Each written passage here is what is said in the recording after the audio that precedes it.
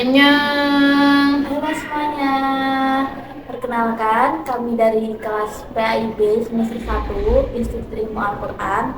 Saya Nairi Fadila Saya Nadifa Hadiza akan menerangkan tentang dari kefilsafatan Socrates.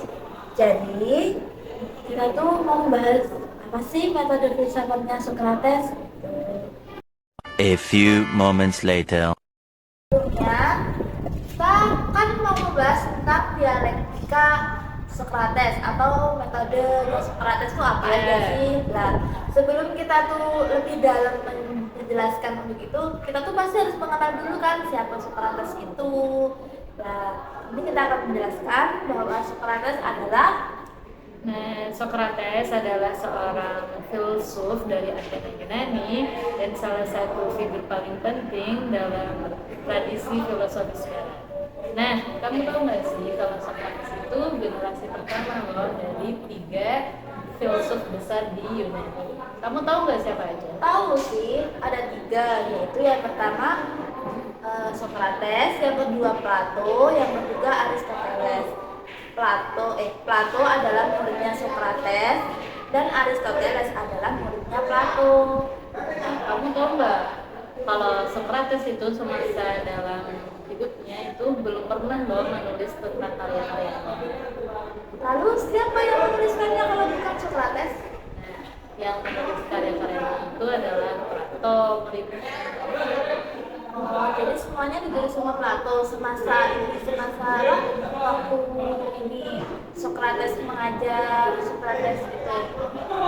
Kalau berbicara tentang metode filsafatnya Socrates, Socrates ini semasa hidupnya tuh merasa dirinya tuh tidak bijak. Dan dalam ini kekeliruannya tersebut dia berkeliling untuk mencari satu demi satu orang-orang yang bijaksana yang dianggap oleh masyarakat pada saat itu, dan dia tuh mengajak berdiskusi loh untuk mencari masalah jawaban dari kebijaksanaan itu sendiri. Nah, kamu tahu namanya metode filsafat apa? Metode filsafat dialektika atau kebidanan, ya nggak kan? Iya, iya dong.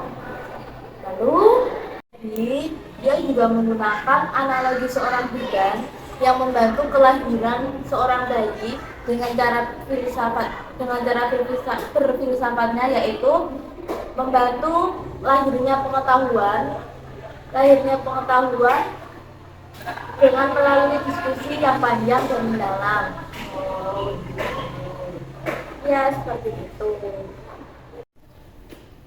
Nah, dalam metode Socrates itu ada 4 langkah. Yang pertama, jadi langkah pertama dalam metode dialog Socrates adalah aku tidak tahu. Jadi sebelum memulai dialog, awalnya dengan kalimat aku tidak tahu apa-apa. Coba kamu jelaskan apa maksudnya itu apa. Yang kedua adalah ironi. Ironi itu kayak sindiran yang membesarkan pikiran. Jadi sebenarnya kamu tuh udah tahu kalau teman kamu itu keliru, kalau teman kamu itu salah, tapi kamu kayak membesarkan pikiran dia dulu. Jadi kayak misalnya, wah kamu hebat banget sih bisa kepikiran sampai ke situ. Kok aku nggak pernah kepikiran sampai ke situ ya, kayak gitu. Terus ada perumpamaan lagi, misalkan kamu tuh punya adik balita, dia baru bisa ngomong sedikit tapi kamu udah kasih pujian kayak wah kamu pinter banget kayak gitu.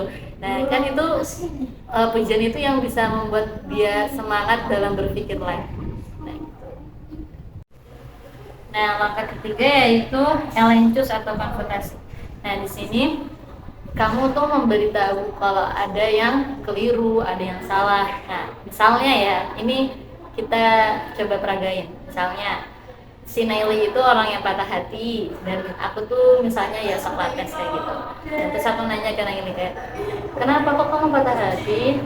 Karena cintaku itu sejati, tapi dikhianati. Wah, hebat sekali cintamu bisa sejati. Apa sih cinta sejati itu? Cinta sejati itu adalah hidup dan mati kita itu tidak penting, yang penting itu kebahagiaan pasangannya. Nah, orang pasanganmu loh udah bahagia sama pasangan yang lain, kok kamu sedih? Nah, harusnya kan kebahagiaan pasanganmu itu kan kebahagiaanmu juga. Kenapa kok kamu malah stres? Nah, itu kayak itu perumpamaan langkah ketiga. Terus sekarang langkah keempat. Langkah keempat yaitu mayutika adalah kebidanan. Nah, Socrates itu tugasnya sama seperti kayak bidan. Yang hamil kan pasiennya, bukan bidannya. Bidan itu kan membantu memperlancarkan persalinannya, gitu kan. Lah, Socrates itu juga sama. Socrates itu membantu orang agar bisa melahirkan kebenaran dari pemikirannya sendiri. Nah, itu lah empat langkah dalam metode dialog Socrates. Nah, segitu saja yang kami bisa jelaskan tentang metode Socrates. Jadi kesimpulannya ada metode filsafat Socrates yaitu dialektika atau yang bisa disebut kebidanan, dan dalam metode itu mempunyai 4 langkah. Yang pertama tidak tahu, yang kedua ironi, yang ketiga elenchus atau konfutasi, yang keempat menyotika atau yang disebut kebidanan. Nah, cukup segitu saja penjelasan dari kami.